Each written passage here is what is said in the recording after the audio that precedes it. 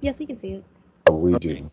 Great, great. So I'm going to talk about complex problems versus um, simple problems. We're talking about machine learning, and basically we have been focused on classification. So we'll talk about classifications where you have a target variable with binary labels, right? The objective is to predict the labels of the binary target. Okay, but why is this important? So, logist regression is the beginning of the simplified neural network model.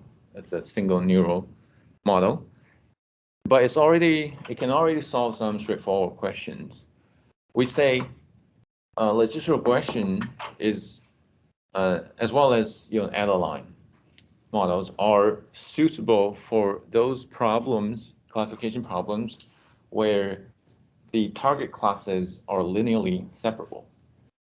Now understand? In a high dimensional space, but usually we cannot demonstrate that. So we use a 2D, two-dimensional plane.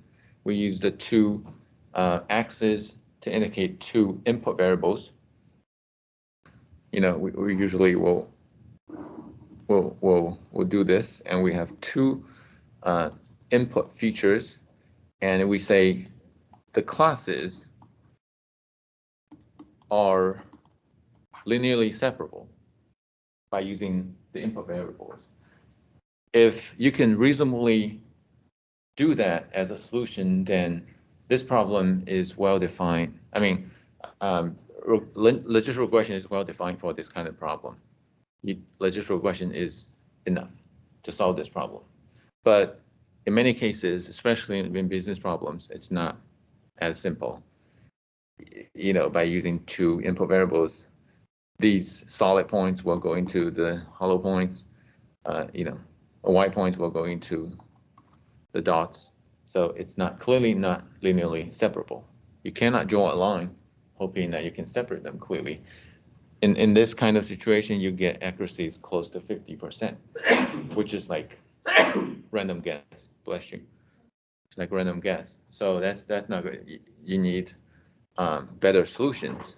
Another classic example, let's say we have two input variables, is where you have solid points in the middle, but we have hollow points surrounding the solid points. This is also not linearly separable. You cannot draw a line, but if you draw a curve, you can do that. So depending on how the curve follows a simple structural pattern, you probably can use square terms and high, guess, what do you call it? Exponential terms to model the input variables and still solve it in logist regression. But those situations rarely happen in reality. In reality, the curves will follow very peculiar, unique. It doesn't. I guess there's its term if machine learning can learn it, but that's going to be more complex machine learning algorithms to be able to learn it. It's not easy to summarize.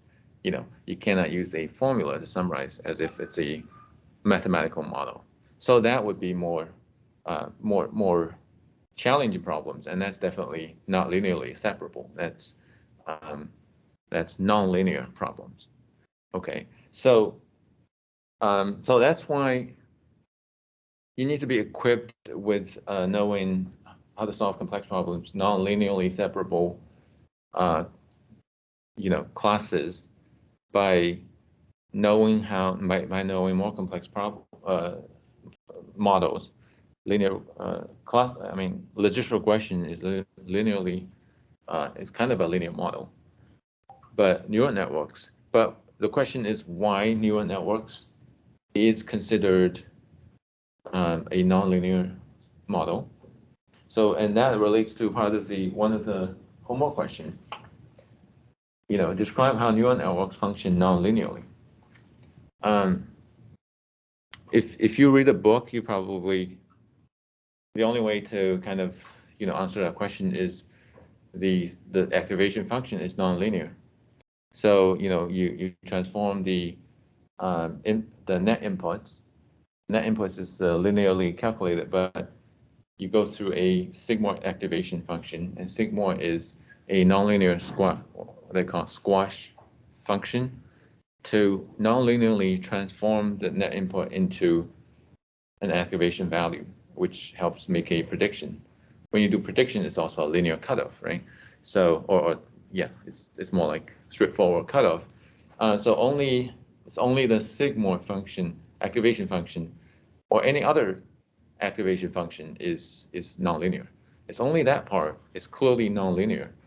But how is that related to the capability of the model that can make nonlinear predictions or nonlinear classifications? That is kind of disconnected. It doesn't really answer the question. So this part is going to partially answer that question. So let's see how far you take it, and how much you can catch in terms of intuition or an explanation. This almost comes down to two kinds of problems: simple problems and more complex problems. So I'll make two examples. One is a more simple problem. The other is more complex problem to demonstrate how on simple problems the logistic regression can solve it. But if the problem gets more complex, it's not linearly separable, then you need neural networks. And somehow the neural network will be better than other nonlinear models. If you need example of another nonlinear model, then decision tree is a nonlinear model. So, be sure to know that decision tree is a nonlinear model because it can separate points based on not a linear pattern. But we're not going to talk about decision trees here. We'll talk about neural networks. Okay, so the intuition here, I'm going to use cars to make examples because nowadays it's all about cars.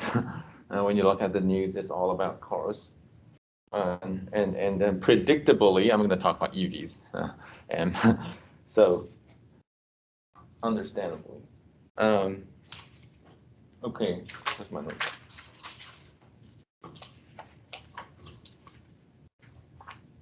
Anyway, so think of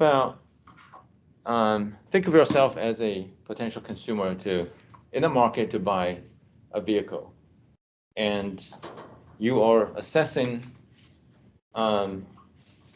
your preference for buying an electric vehicle. If we roll back time, where's my notes? If we roll back time to 3 years ago, you probably only have one option.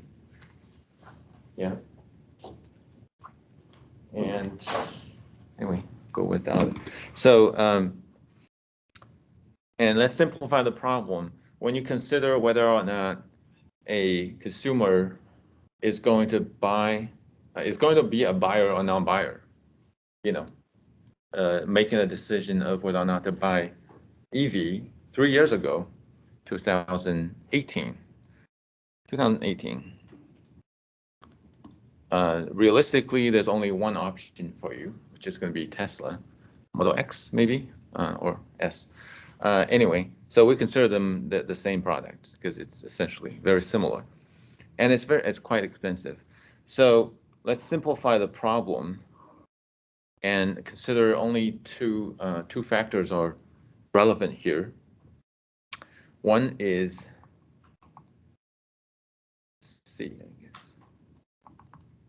incentive for you to buy EV, which is a government tax credit, right? It gives you almost 10,000 tax credit to buy an EV, which lowers the cost. And back then, Tesla is qualified. So, and the other aspect is going to be, I think, I should probably write it over there. So this is incentive. The higher, the larger the value is, the more incentive it's going to provide, and more and should be more likely to buy for any customer. And the other feature is drivability, is the, I guess, the agility of the vehicle, how does it operate? Is it comfortable?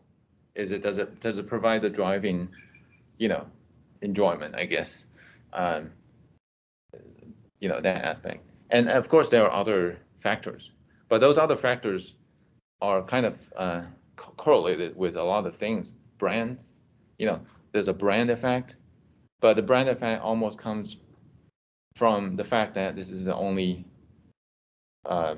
producer of the EV. So that's, early EVs tend to be exciting. That's for sure, because that's the pioneer. So you cannot really separate the factors. But here, these two factors are kind of the first generation of EVs necessarily, they probably don't drive well. There's a lot of learning curve over there, but they could also be excellent, very excellent. So it's kind of make or fail case. But incentive is for sure, it's a solid case. Incentive lowers the cost, or increases the affordability of the vehicle. So, but in that background, when you only have one, I guess, one manufacturer, one vehicle that you can choose from, otherwise you have to choose gasoline. I think drivability in that case is not as important anymore, because that's the only option you have. But I think in that case, I tend to think that incentive is going to matter a lot. So the more the incentive, the more likely it's going to be a buy. So I'd say this is buy, and this is not buy. So no matter what the drivability is, as long as the incentive is big, it's going to drive a lot of purchase. And as you go down incentive, it's going to be less likely. So in these regions, drivability will be somewhat influential. If the incentive is the same, then I prefer an EV that's more drivable, that's more smooth, or has less problems. So in this case, I would say there will be a line here that's tilted toward the drivability, and as long as it's below certain level, as long as it's above certain level of incentive, it's more likely to be a buy. So in that case, is that correct? Should be, yeah. So incentive here should be the other way. Should be the other way. So incentive is the same, but drivability is better. It's more likely to buy. Over here, drivability is less, incentive is the same. It's less likely to buy. Okay, so someone like that.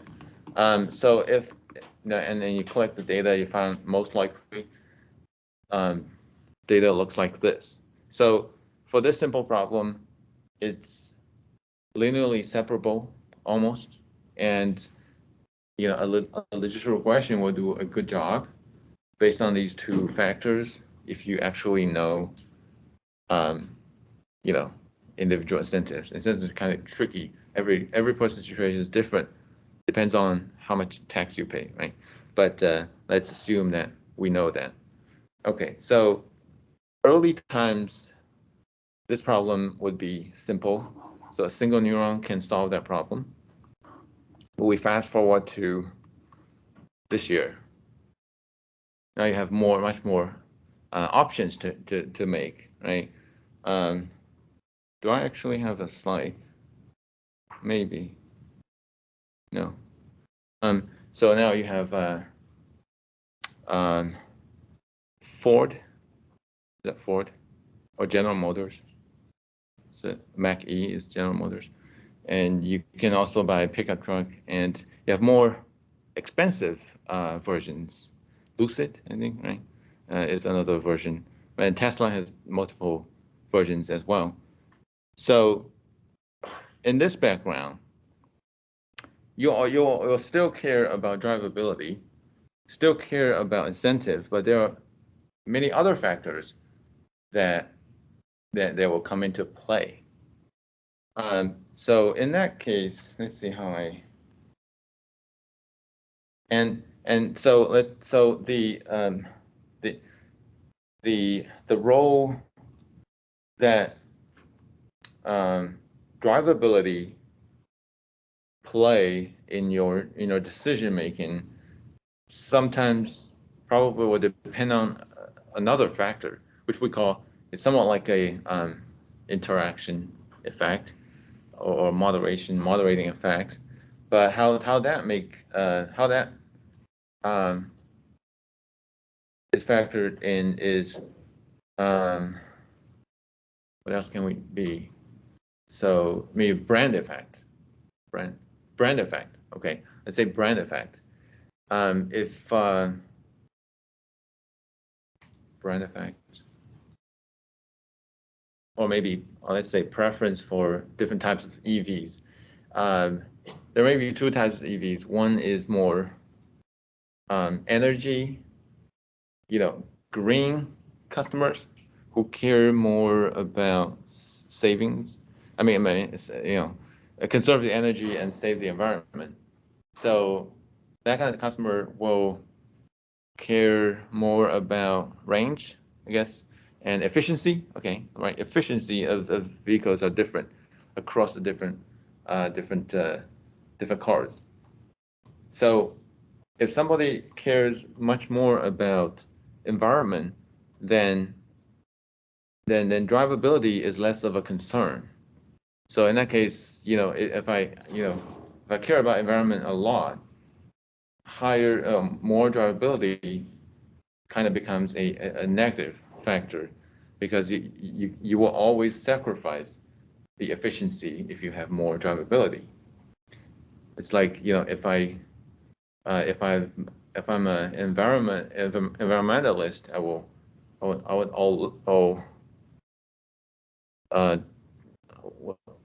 what's the word? I would not prefer BMW, because that's the opposite of the ideology. I will discount that brand. But for someone else who is not, environmentalist, then drivability is going to be a preference, or will add to the preference. So in that case, you can almost kind of, let's see.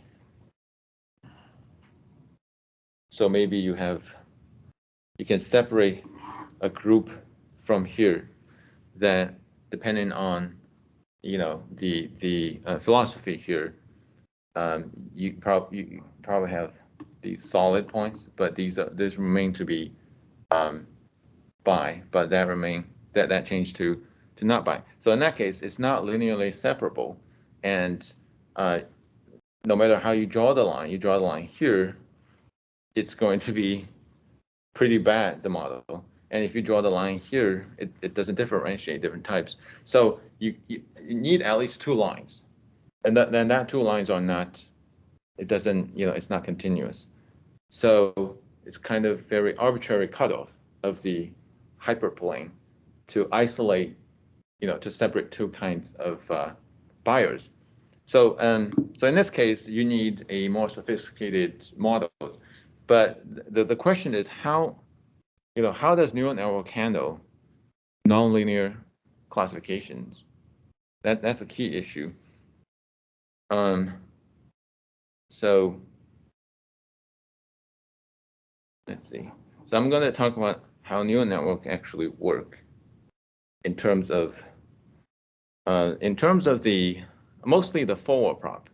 I'm not going to talk about backward prop because that's a, that's a learning process. Once the model has learned from the data, it's mostly making predictions. But how does it separate different cases? So let's draw a simple neural network model. We have, this is the input, input, and this is hidden, and then we have a very simple neural network model.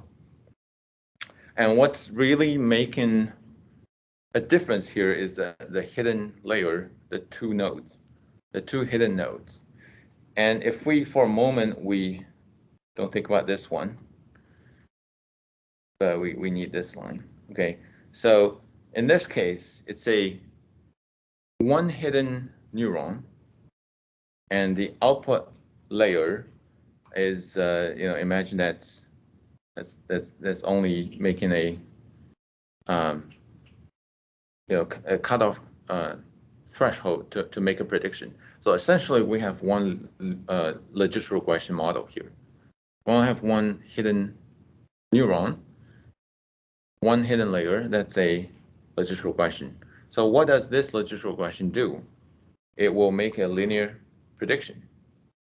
Okay, so say this is bi, and this is not bi. Anything above that is bi. Anything below that is not bi. So that's that. Okay, so now we add another neuron here. This neuron is going to take the same input but apply different weights. And this neuron figures out that I'm not going to predict the same way as you do. I'm going to predict in this way. Okay, and I'm going to predict that anything above this line will have a different label as compared to this line. Everything above this line is bi. But what I'm going to predict is everything above this line is going to be non-bi. But everything below this line is bi. So in these regions, the two agree, right? In the regions, the two neurons agree, and when they converge to the output, they reflect on the predictions, right? And on these regions, by using different sets of weights on the output layer, it can assign weights to trust one model more than the other. So in these regions, there are competing predictions, right? This model 1, the first neuron predicts that everything above this line is bi, but for this neuron number 2, it predicts that it's no bi. But based on the error of the learning process, it can dynamically adjust the weights over here. So it can dictate, based on the feedback from the data, it can dictate that in these regions, trust number 1 more than trust number 2. So these predictions will remain solid, bi. And do the same thing here, but simply flip the trust. It trusts model 2 more than model 1. But in these regions, trust both. So that's how it can make a prediction to cut up this region to predict no bi, but for everything else, it can predict bi. This is the power of having different neurons working together and assign different weights in different areas to make nonlinear predictions. That's basically how it works. When you scale up the complexity of this model to multi-dimensional space, that's how, you can imagine in multi-universe, points floating in the space, they belong to different segments, and different segments have different label classifications. That's how it works, So hopefully that's an intuitive, account. So how does neural networks, what's the question? How does neural networks function non-linearly? Of course, you can mention the activation function. It's nonlinear transformation, right? But more importantly, it's the different hidden neurons different hidden neurons make different predictions, and different weights assign different confidence on their different predictions to make nonlinear predictions in the output layer. That's one way to summarize it. Of course, you can use your own language. The power here is by having multiple hidden neurons. And of course, you can have multiple hidden layers to make it even more complex. So how does adding more layers make it more complex? By having more layers, the model will be able to pick up more variances from the data. But that comes with a danger, which is overfitting. If the data is fairly simple, then the model is going to pick up too much. But if the data set is very complex, very, very complex, there are situations like that, like images. Images can be very complex, and if the problem is very complex, it is. Self-driving cars, it's a super complex problem. It requires very complex models to be able to, respond to different kinds of situations. So in those cases, you really need a very good model to be able to pick up all of these, if there's under different situations, what do you do? How do you recognize the person? There are so many different kinds of situations. It does require a very powerful model. So in that case, adding more layers will pick up different patterns inside the data set. That's as far as I can go, I guess. So are we just talking about still two options, by, not by? We haven't branched out. We're just talking not about yet. Yeah. Complexity to get the two. Right. Even binary classification can be complex. It doesn't have to, but of course, when you have more labels, it does become more complex. Yeah. So the nonlinearity does not have to do with how many labels. And having more labels, two classes is already nonlinear. By having more labels doesn't add more nonlinearity into it. It simply makes them more complex.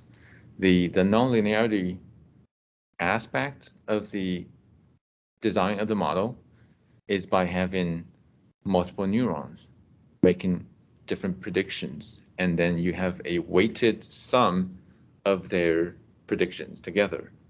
Then you'll be able to make nonlinear predictions. That's the that's the idea. The ground truth is that it's not linear, so there's kind of a patch. Hopefully that's the ground truth. Yeah. So if you have data that looks like that, it's patchy, not linear. Well, if you plot the data, first of all, it's hard to plot data because you can only do two variables, and what if there are, 50 variables that are important? You cannot do that. So, the problem with data mining is the complexity. It's really complex to the point that simple tools, at least from a visual point of view, it's not solvable. That's why we still resort to machines. So how does this compare to K-nearest neighbor? Would it, before you just want to run both of them and see which one performs better? They would both be better. K-nearest neighbor. Selecting this nonlinear.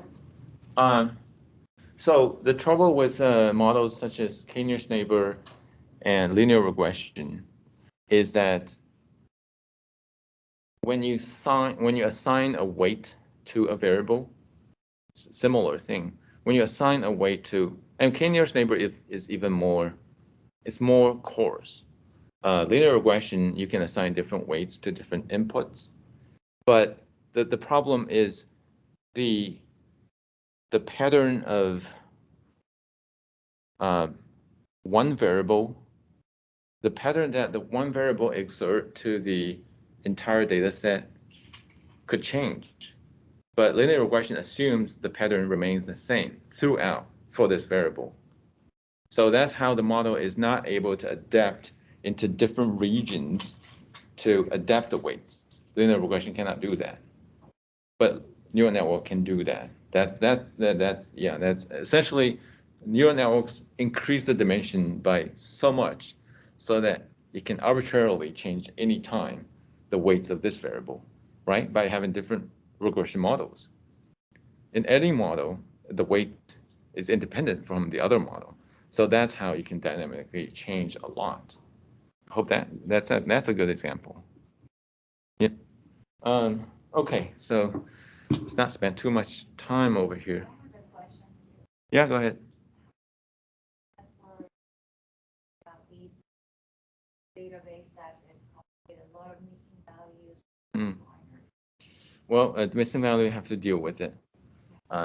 Impute missing value before you feed in, and have to constantly make a judgment. Is this variable salvageable? If you think you can salvage it, then you can try, you can use different approaches and test the effect, right? But it does not work with missing values, basically. Yeah, that's a challenge. But all we talk about here is assuming there's no missing values, or missing value has been corrected or has been dealt with in the first place. Okay, so I'll not dig into too many of these, but all of these would at least be somewhat relevant to your final project process, because you can turn these on and off anytime. So you'll be making decisions, but of course, you can try different things. So let me see my plan here. Okay, it's here. I did that. And okay, so recall that I said for legit regression, for the output is only one activation. The activation is sigmoid, right? In neural network, we have been using the same sigmoid activation for both the hidden and the output layer. But for the hidden, it's fine for now. For the output layer, I said sigmoid activation has the downside where if you have three output neurons for three different classes, right? We have red, green, and blue, and you have a hidden layer connected to that. If these are all sigmoid activation, then their let's say their confidence, what we say confidence or probability, is the activated value between 0 and 1, right?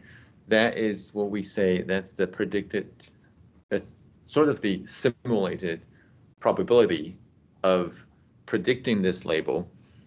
It will not sum to 1, but it should, right? Maybe prediction for red is 0.8, and probability for green is 0.4. Probability for blue is 0.1. It's apparent that the highest confidence for red, but when you add the probability together, it exceeds 1, but it shouldn't be, right? So that's the downside of sigmoid, and we will use for actual, for actual practice, we'll use Softmax. Where Softmax is very similar to sigmoid in fact, but it considers all the three, or whatever the number is. It can be 1,000. It considers the activation value. Let's say this is activation output 1 is let's say. So the value that comes, hold on, it's still this. The value that feeds into this node is activate value to 2 many notations to output 1, activate value to output 2, let's say we have 3, all feeding into the first output neuron. We take the activated value, we do some calculations, and we get a sum, and then we calculate the proportion of the active value among the sum. Then you get a proportional measure for predicted probability. Then I think I write the notation wrong, but anyway, the active value should be from the actual node. So this node produced an activated value. This node produced activated value. So you have 3 activated value, and if you calculate proportion of each of them among the sum, then it's a proportion, and they will add up to 1, right? In a few slides, I'll show the exact formula, but here I'm going to talk about the intuition. So by using Softmax, it's going to make sure that the total probability is 1. So and how is that better? Because most likely, even if you use sigmoid, the comparison is going to be consistent. So even if you have 0.8, 0.4, 0.1, if you add them together, it's more than 1. But if you switch to Softmax, it's probably going to be 0.7, 0.25, and 0.05, right? They add up to 1, but they are proportionally similar to sigmoid. So what difference does it make if the prediction is the same? The difference that makes is when you calculate the cost function, by using sigmoid, the cost function is much more accurate because it calibrates the total confidence. When you have the independent sigmoid, because cost function is calculated by using these predicted likelihood. If the cost function is based on inaccurate or uncalibrated, confidence or probability, the cost function will be kind of off the track a little bit. So that's mainly the difference. But scientifically, it makes more sense to do these if you can do that, right? So that's the difference. You'll find in the demo Drupal notebook that one of the implementation is to change from sigmoid to Softmax. You'll see how it's calculated.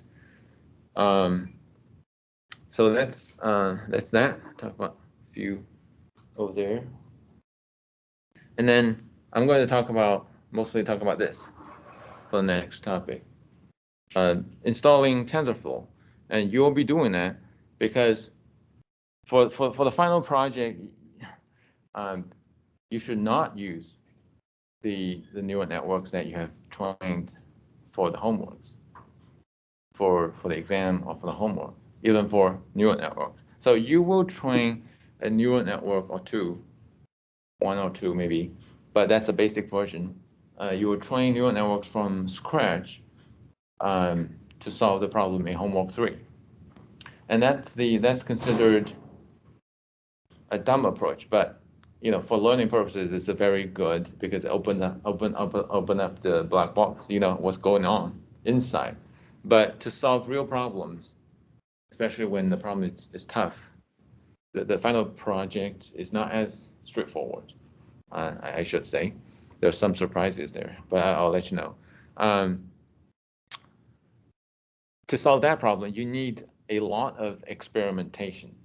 You need to change the structure of the neural network, change those hyperparameters in terms of how many layers you do, how many nodes in each layer, and different ways of doing mini batch gradient descent, different ways of optimizing learning rate. There's dynamic learning rates, and such and such, and by trying different regularizations. So to do quick experimentation, you need packages to quickly change settings. Otherwise, you slow yourself down dramatically by trying to code those changes, right? And there are too many codes to manage each time.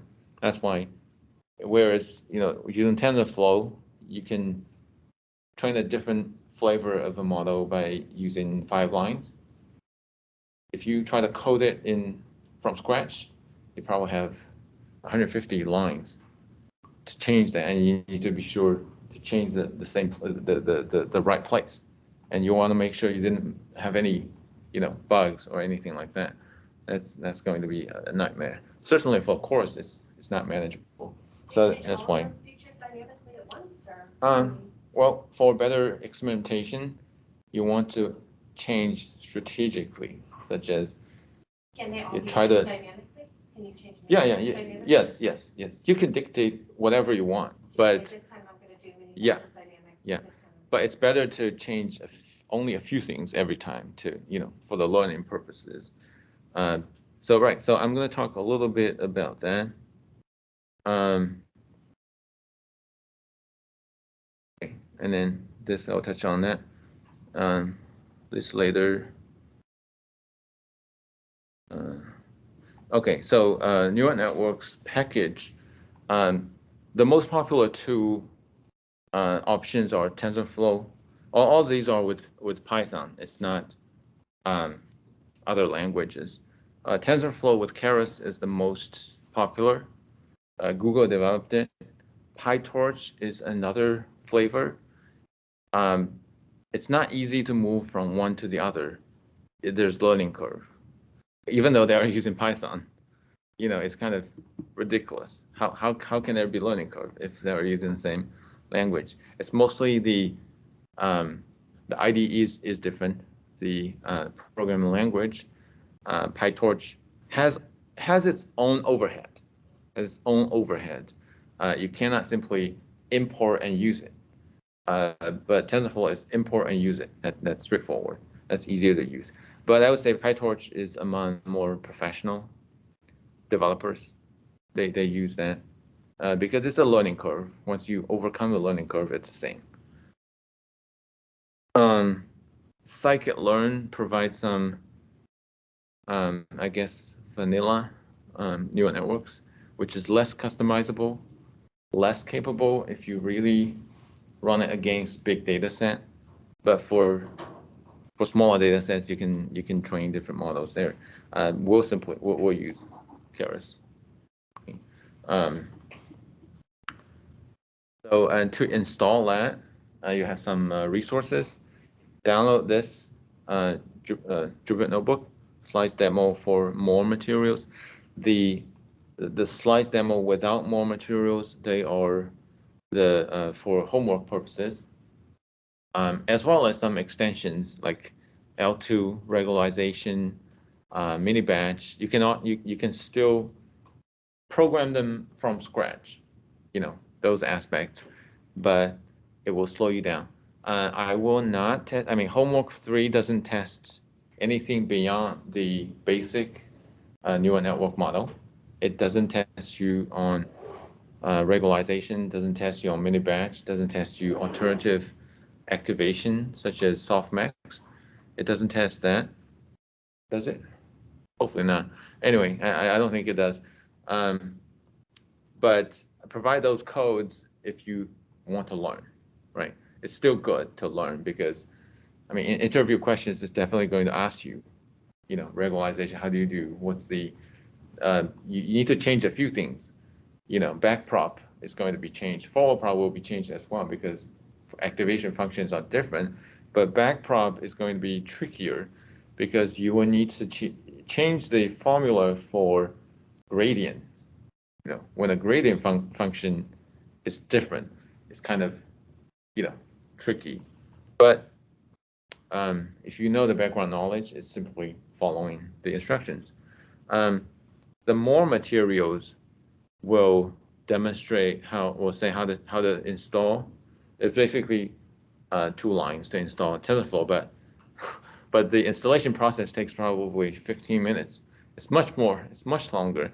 It will require, you can do, of course, in different systems, but it require Python version 3.6 until 3.8. So that's why in the beginning, I asked you to install 3.6 or 7. that's within the range.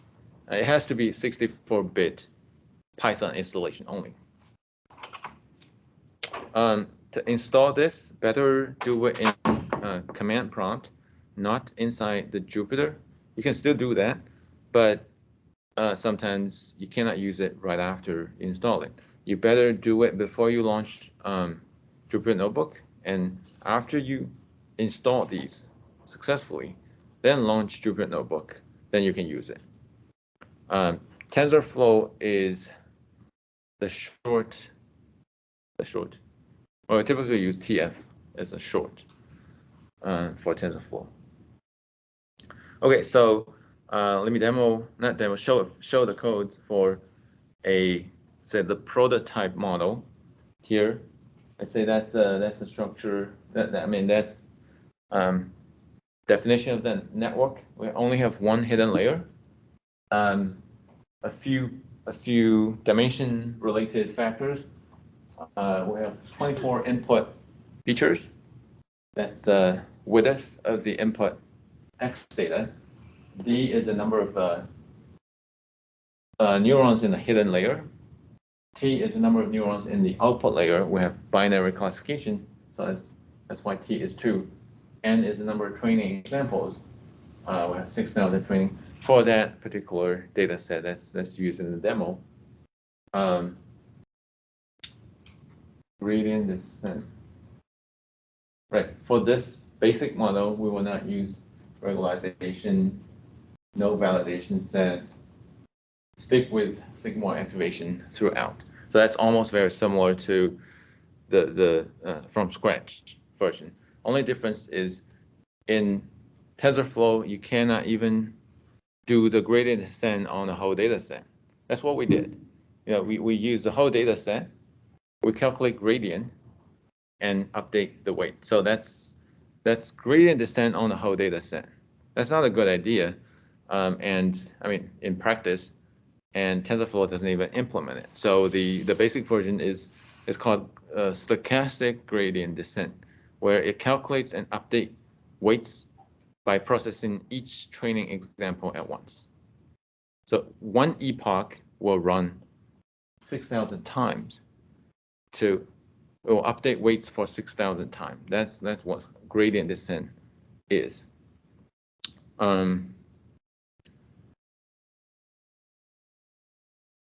Let's see. So switching to the demo. And switch the window here.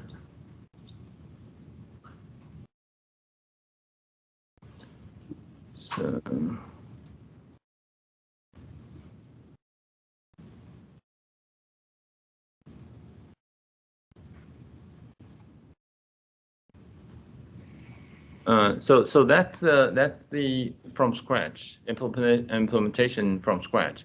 All of these use this is demo 4. All of these use NumPy to implement the different extensions.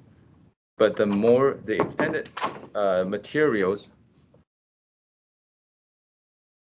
uses TensorFlow. So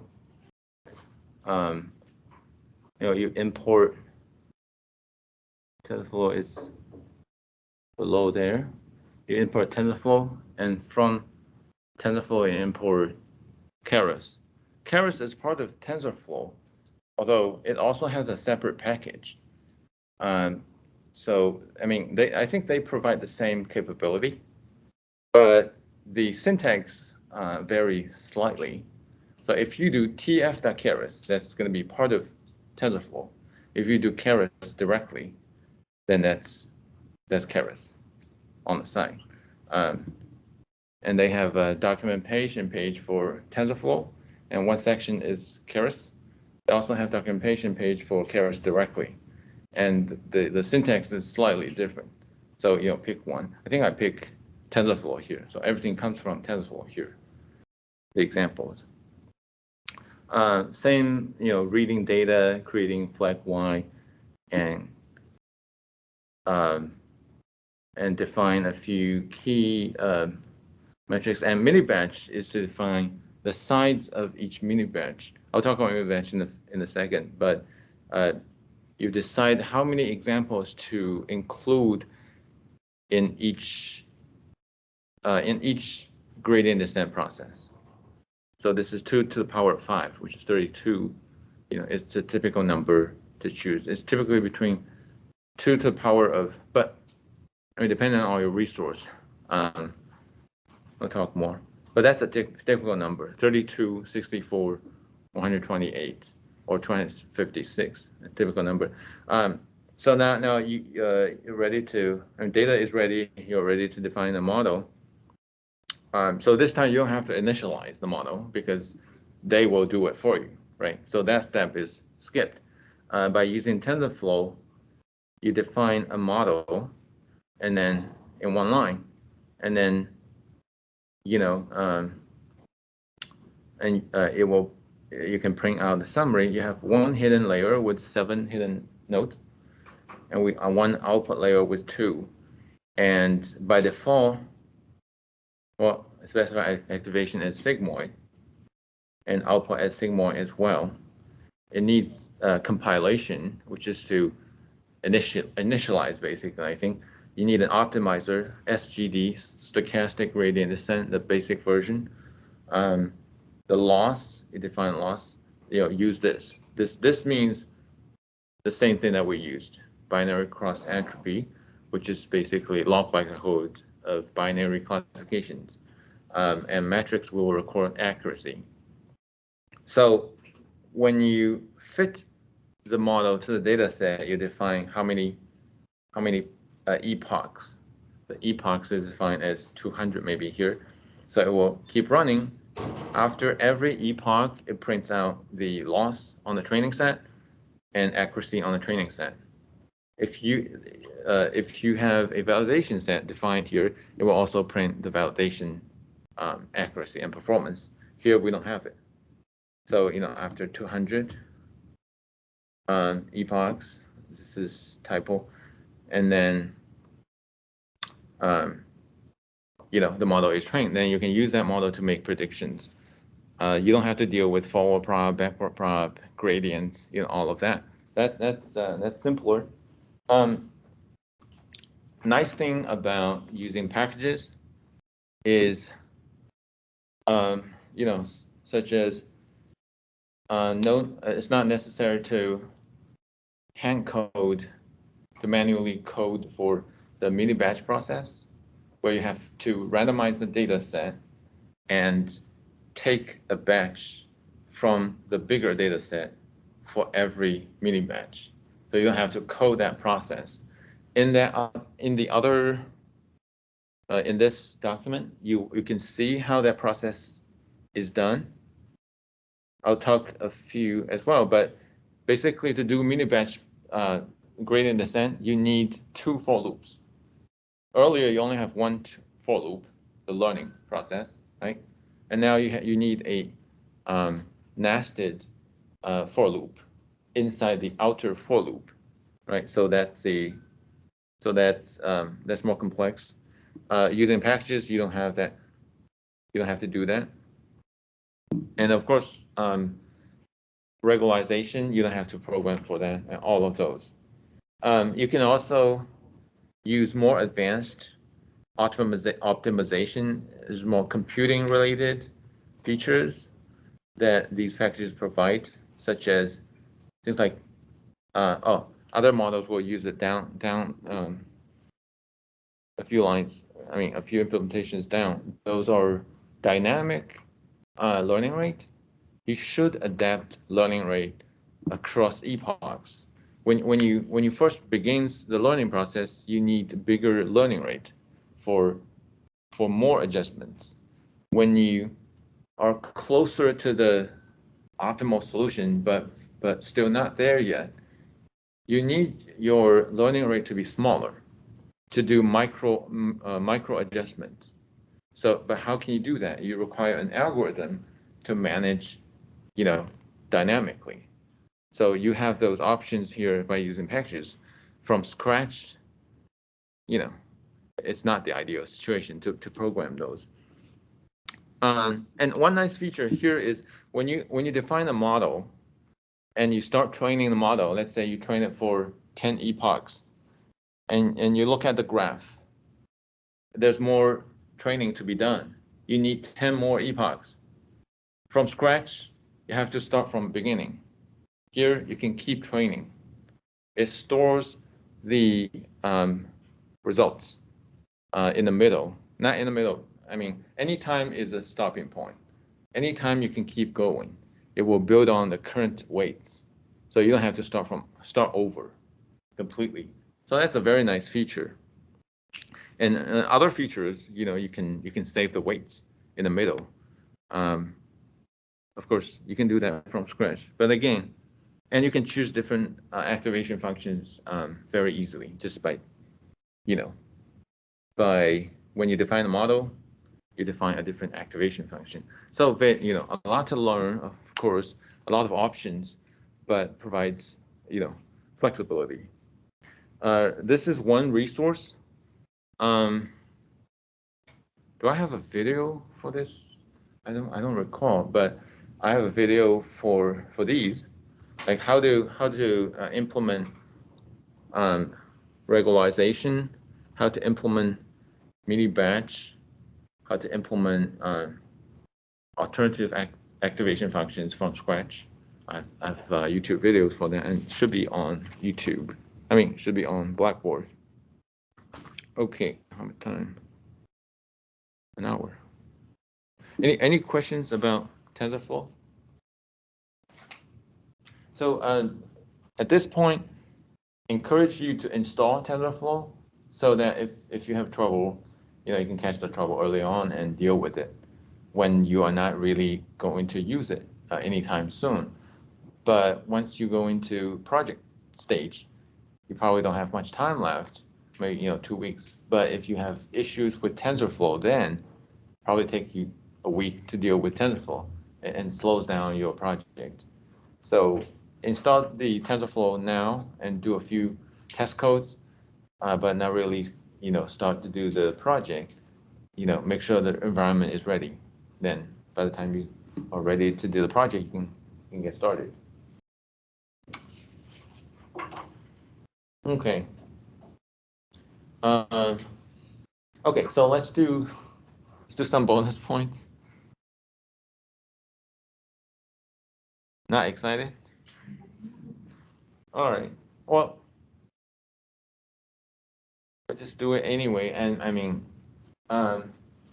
so the idea is to encourage you to study, right, and to be clear about the concepts. And here, the point is to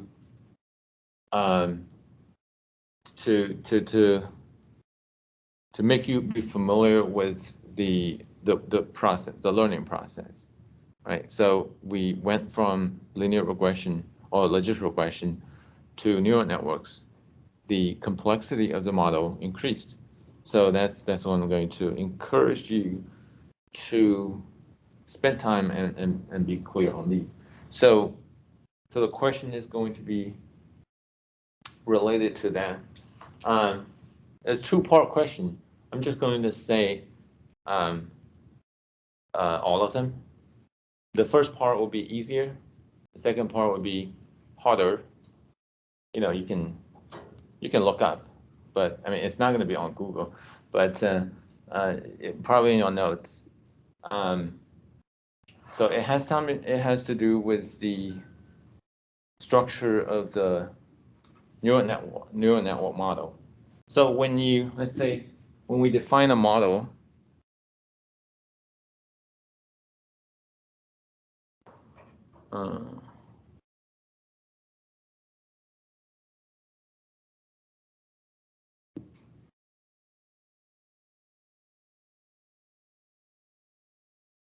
if we have a model,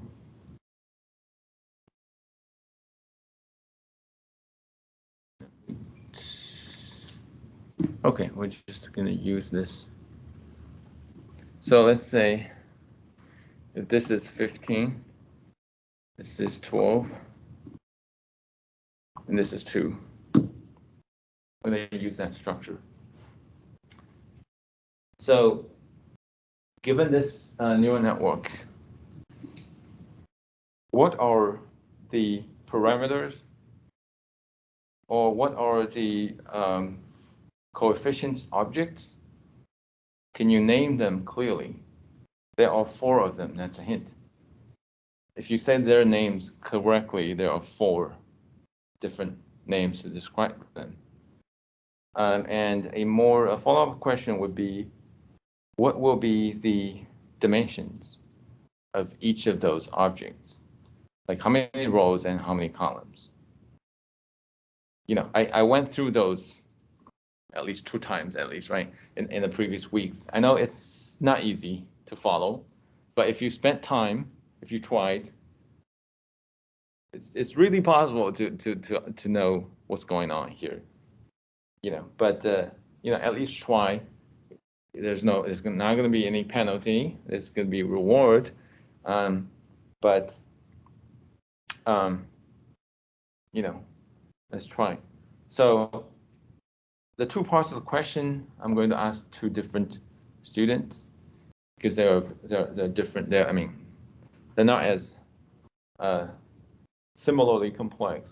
So the first part, what are the 4 coefficient objects or parameter objects, and can you describe them? Those are essentially what the model is learning. Those are what the model is. They define the model, basically. Anybody?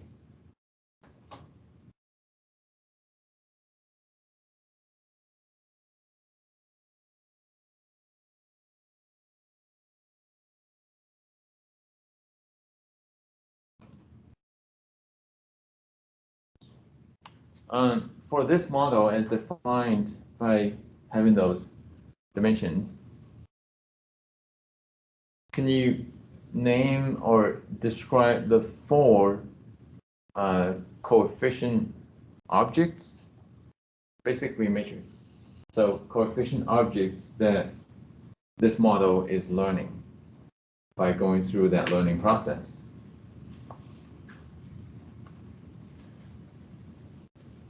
Or we call weights. You know, coefficient objects or weight objects. What are they?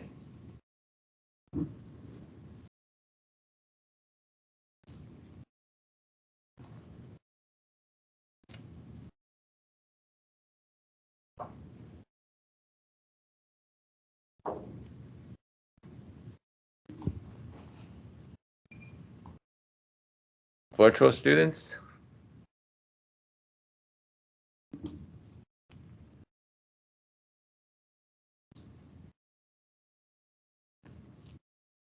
Anybody?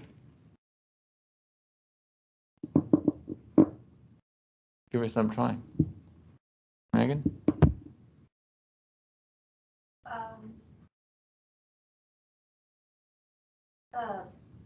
Is it the betas for the output layer and the hidden layer? Or for the input layer, the hidden layer, and the coefficients? Coefficients for the hidden and... or input layer? Or output layer? Which one? Input layer. No. Input layer is just data. Yeah. It doesn't have coefficients. Okay, coefficients. We say weights. Or we say weight matrix. Weight matrix for the hidden and the for the hidden layer. And the weight of the bias vector is the vector. And the weight of the output layer for the hidden, and the same thing for the output layer. So that's 4, right? That's 4. I mean, it's kind of a symmetric. Sorry, can you say it again? Right. Yeah, I'll write down. The notation that we use is weight. Weight is beta coefficients, right? Basically, weight of the hidden And let's say this is hidden, this is output, and weight of the output, right? And I think in the codes I use out. And for the hidden, we also have, this is bias of the hidden, and bias of the output. And these are matrix, and these are one-dimensional, called vector. That's clear, right? That's the only thing that model is learning, basically, and updating the weights. That's the only thing. Okay, so there are dimensions. We start from hidden. It's a 15 cross 12. For this? Weight of the hidden layer. Weight of the hidden. 15 cross 12. Sorry, 15. I'll just write it down and then say, because I need some time to process. as you do. 15 times 12? Yes. And this? This is 1 cross 12. And that? Weight of the output is 12 cross 2. 12 by 2. And? Bias of the output is 1 cross 2. Okay, everybody think about it, and do you agree?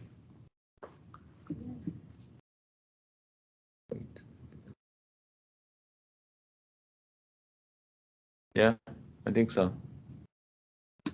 Well done. Well done. Yeah, so, something to think about, because when you implement the code, you better know these. Yeah, and every question will have different dimensions, So these are what actually is changing in the code, and all the others are not changing, basically. So, and when you debug, other than the typos for copying the code, these are what's going to give you trouble if it didn't work.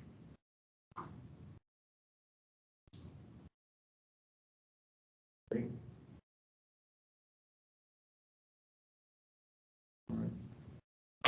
That's good. That's good. Good break. Yes. Do you need a break? We'll just continue. So I'll briefly talk about what's mini batch. I'll make some illustrations. I'll talk about the project I did to give you, a sneak peek as the behind the scenes. And then finally, we'll talk about a few evaluation metrics. I think we'll get it down within 2 hours.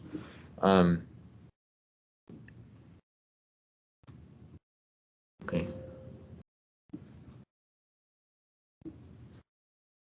Mini batch.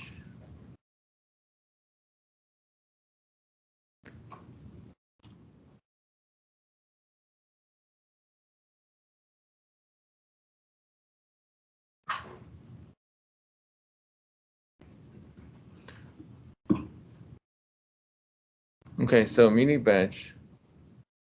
First of all, L2 regularization is straightforward. So basically, the cost function, you add another term, right? It's the L2 formula for the coefficients. It's the only difference is you have much more weights here, right? It's 4 times the weights. What we used to have is 1 vector, and now we have 2 matrix plus 2 vectors. So and all of those are subject to being regularized. All of those can lead to model complexity. So those are being subject to regularization at the same time. And because you have a different cost function, when you derive the gradient, the function of gradient will be different, right? So that's the only difference. So I'm not going to talk too much about that. But mini batch will change the process of your implementation. So what you used to have is, you prepare a few things. You prepare the data, and you define a few things. You initialize random weights, and then you start the learning process. In the learning process, the gradient descent is done by taking the entire data set as a matrix. By using the entire data set, you calculate the gradient. You first go through forward prop, but that's straightforward. Then you have the error terms, right? You have the error vector, and then using the error vector, using the x, or the weights, you calculate the gradient. Once you have those, you calculate weight update, and then you update the weight. So that's one loop. Use the data. One loop use the data set only once. So that's pretty straightforward. But when you do mini batch, the idea is that let's say you have a data set here. Let's say this is the index of the entire data set, right? It goes from, the index will go from 0 to 999, which means there are 1,000 cases. When you do mini batch, the idea is to randomly pick from this data set X number of examples. And the X is what you define as a mini batch site. Okay. Randomly take cases and put together into a mini batch.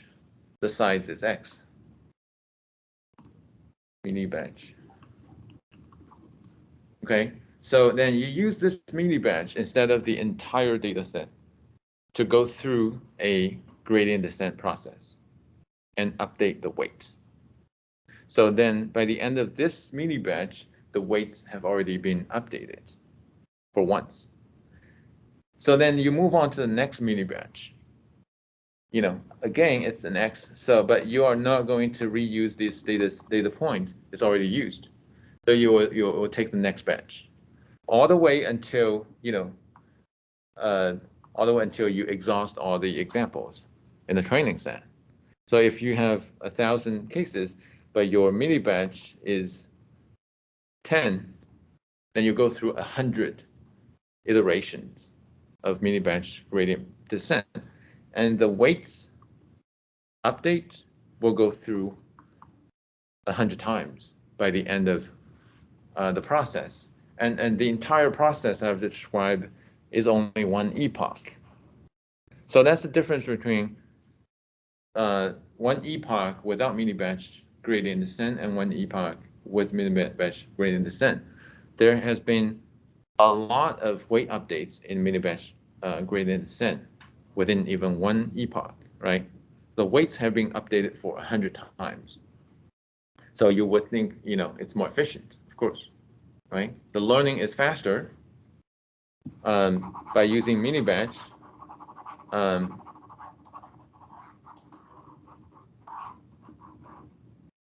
But the question is, does it help? By using a portion of the data set, instead of using the entire data set, is the weight update efficient, or is the weight update even effective? Right? Well, 10 data points give you sufficient information for the model to learn. Could it happen that when you do the learning without mini batch, the first epoch, so this is epoch, the first epoch, this is the cost, it lowers down here, and second epoch lowers further, and it's a curve. But when you do mini batch, it's like between the first epoch and the second epoch, there has been mini steps. Could it be like, when you go from the first epoch to the second epoch, could it reverse?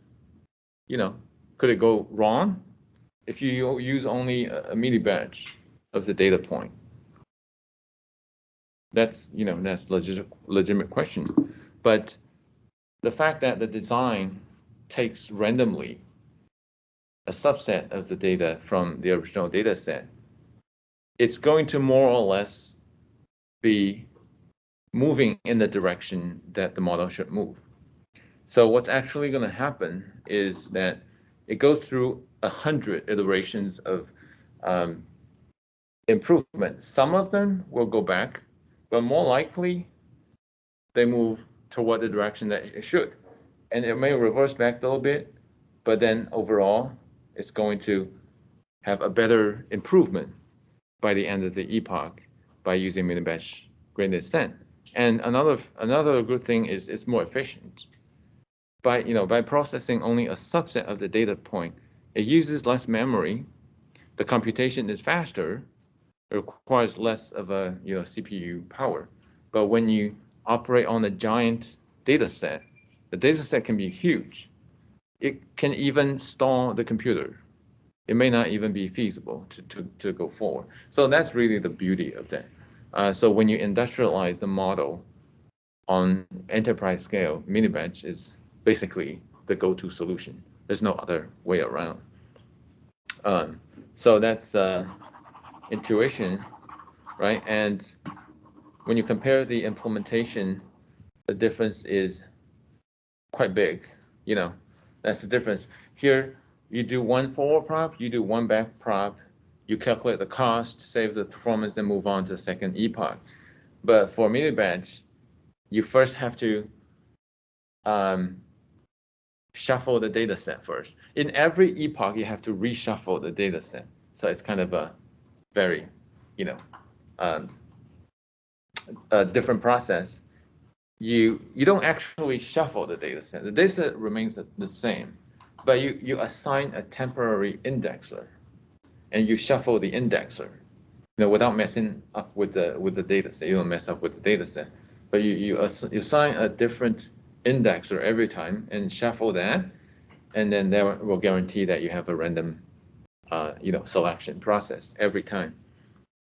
You randomize that, yeah. If we randomize, if we are changing the index for every shuffling, then how are we making sure we are not choosing the same index again and again? Yeah, exactly. So the reshuffling doesn't happen within the epoch. Once it does the reshuffle, it will finish all the mini-batch, and then it will wait until the next epoch to reshuffle. Yeah. Good question. So, and there are NumPy codes to, easily do that. You just have to understand the codes, and it's in the demo already. You can try to learn that. So it does that, and then another for loop, right? Another for loop will make sure that let's see. So another for loop, when you do that for loop, it will have already done the, let's say, the sampling process. So the sampling will put the entire array of the indexer into mini-batch of the same size. So every time you move on to new mini-batch, the indexers are unique, guaranteed, right, all the way until you exhaust that. So inside each mini-batch, the process would be similar. You first have to use that indexer group to choose to slice that, those rows, and it will become a subset data set. Once you have that, the forward prop, backward prop is the same, right? But after the mini-batch backward prop, you do not calculate the cost. You wait until all the mini-batches are finished, and then the weights are updated for, let's say, 100 times here, or whatever number of iterations is needed. After all those updates, then the weights are kind of updated for this epoch. Then you use that final weights to do forward prop, and then calculate the cost and calculate performance. If you say, what's the difference actually, and we can take a look by comparing models that use that doesn't use mid-batch and that use mid-batch. So I'll quickly show. Probably I will not switch for virtual. Without mini-batch, but with regularization. I think here it also uses regularization. So we'll show regularization. The training process without mini bench, let's see. So in the beginning, it has a big oscillation, probably because, the learning rate is too large for that situation. So it kind of reverses too much, and then quickly it improves and get back on track. And then in the first 150 or 200 epochs, the learning is quite slow, and there are some reverse going on. And the learning to 150 epoch, the cost is probably 0.6. No, 0.7. It's probably 0.7. So up to 150 epochs, the cost is reduced to 0.6, average cost, right? And 150 epochs, the accuracy is 0.85, something like that. So let's compare that with using mini batch. This is the same data set, same thing. So you see dramatic difference. First of all, there's no reversing anymore. Why? When you do gradient descent with the entire data set, if the learning rate gets wrong just by a little bit, the weight update is dramatic. If you overshoot, the cost is reversed, right? So it has to correct itself. That's why we do not have any reversing trend. And by the time of, it's much more smooth, at least. And by the time of 150 epoch, it's closer to 0.55.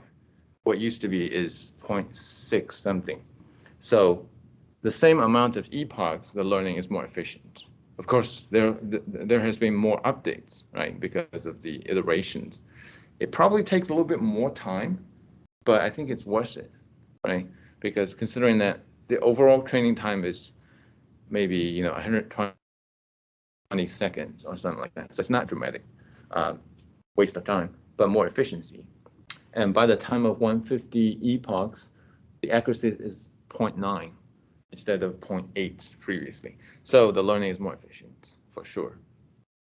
That's why, nobody does whole data set gradient descent anymore. You cannot find it. Or if you find it, you can really pick it up to the company and say, this is really what you need to improve. Question? Yes. So is this mini batch preferred for some specific kind of data, or it can be applied to any? As long as the data is considered big. Yeah. If there are only 100 rows, there's no difference. But this data set has 6,000, you can see that difference already. Yeah. Okay, so that's point. 100 rows shouldn't be applied mini batch. Huh?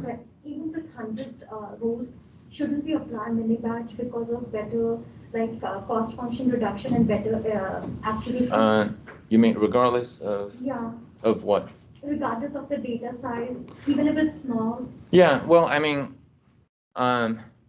if the data set has 100 rows, if the mini batch is 25, so there are 4 iterations, it's not going to be any difference noticeable. So, out of habit, you still use mini batch, yes. But for the question of does it make a difference, it won't. Yeah. Mini batch mainly solves the problem of the whole data set gradient descent is not feasible. It's taking a too much toll on the memory. So that's mainly. But I'll share with you interesting,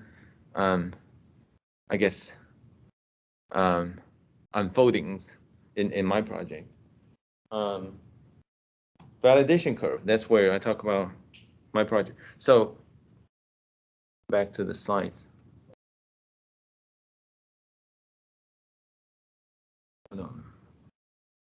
So doctors. And so the project is Yelp.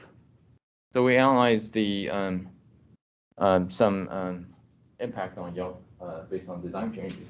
So I will not talk about those, but we have a specific need to make sure that we know whether or not one review, an actual review for a hospital, is talking about bedside manner. Bedside manner is a medical term that describes mainly doctors or nurses or healthcare workers' communication skills and the way that they, take care of patients mostly on the manner side, not particularly on medical knowledge, but communications, eye contact, or building a rapport, emotional intelligence, things like these.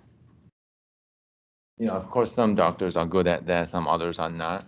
So, and as a patient, if you are undergoing pain in hospital and you don't feel like the doctor looks at the computer all the time, things like that, that's considered part of the bedside manner.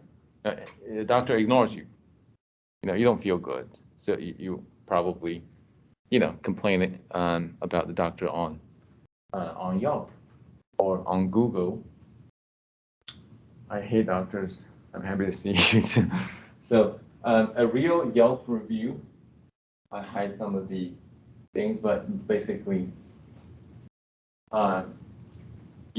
this patient looked up the referral on Yelp, I guess, online, and find out more about the referred doctor and decided not to go with that for surgery.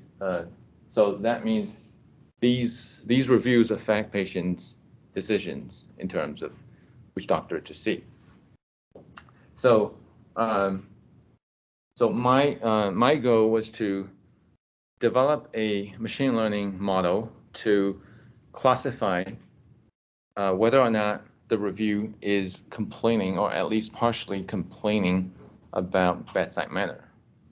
I also have other target variables like wait times, but bedside manner is one category. We need to be specific. If one review is about bedside manner, it's coded as 1. If not, it's coded as 0. We spent time to manually code 1,000 reviews. So we read them and decide if this is about bedside manner or not. We put a label. So that's manual coding process, right? That's considered ground truth. Several of us agree on each of them. And then the training set is 1,000, right? But of course, we have how many reviews to classify? We have close to 100,000. So we cannot do them one by one, of course, right? So we need a good machine learning model to do that. That's basically what, the rationale for developing machine learning in the first place. So we go through this, and by using the 1,000 training examples, by using tenfold cross-validation, let's look at how different models do. In terms of training, the only input features we use are the texts. So, each review has some information like who posted it, when, the reviewer's information, and locations, things like that. And most importantly, it's a text. So what did he or she write about this hospital? And basically, to judge if the review is complaining about the bedside manner, you only need to look at the text, because other information is kind of irrelevant, right? Female or male doesn't dictate if she or he will complain about bedside manner. It's mostly about the content. So we have to use models that are able to learn the pattern based on the content. It's basically what the reviewer is talking about. What are the keywords that are typically used that are associated with bedside manner? through trying to, learn the pattern, the word pattern, syntactic, syntax pattern or semantic pattern in the reviews, the algorithm will try to link those keywords or phrases or patterns of semantics with the target label that we assign. So that's the that's the basically how it does it. So the models that you have trained so far, all of them use numeric features, and this is text features. In the next module, you will learn how to process text features, but the model is unsupervised, right? So your project and your next homework is not going to be exactly the same as here, but after going through all of that, you probably can do that. You will not do something that's very similar to here, but after going through the course, you can do this. So that's the text. The three models, I think I talked about that. Logistic regression as the baseline, as the very straightforward, simple, standard model. And the second model is it's RNN. Actually, basically, this is recurrent neural network. A specific version of that is LSTM, long short-term memory cell, and we added bidirectional, too technical, I'll skip that. We added a few fully connected layers. So it's a it's not so deep, but fairly deep neural network that can deal with text data. I mean, not text, sequence data. And the last one is BERT that I talked about. It's a big model. I'll show you how big it is. So let's say logistic regression. It uses a way to encode the text. Of course, the text is very complex. Each word is unique. So it's kind of a dictionary process that encodes each unique word and assign a different number to it. So it basically become a bunch of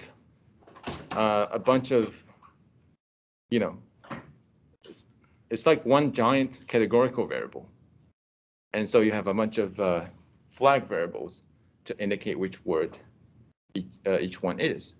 It's more complex than that. There's a term frequency that you will learn in the last module, but it assigns different weights to different keywords. But basically that's it. So at the end of that, you probably have 5,000 features. So the logistic regression has 5,000 parameters, close to. LSTM will give it a factor, maybe times 100. So I guess 100,000. Maybe not as much, but I don't know. LSTM, number of parameters.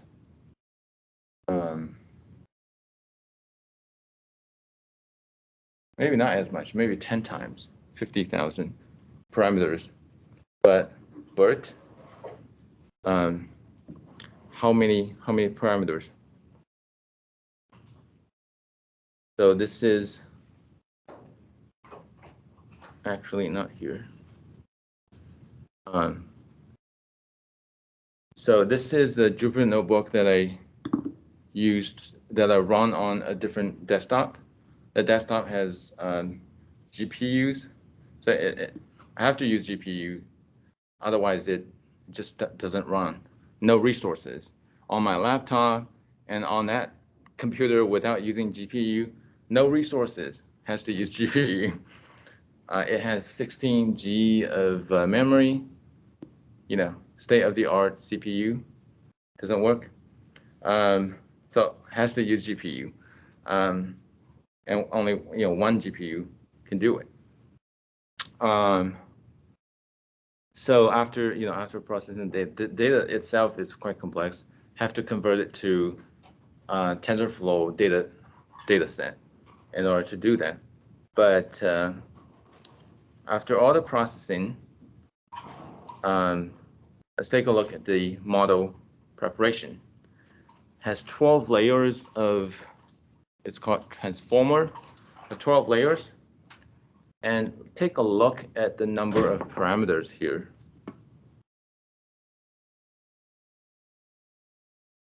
It's 109 million.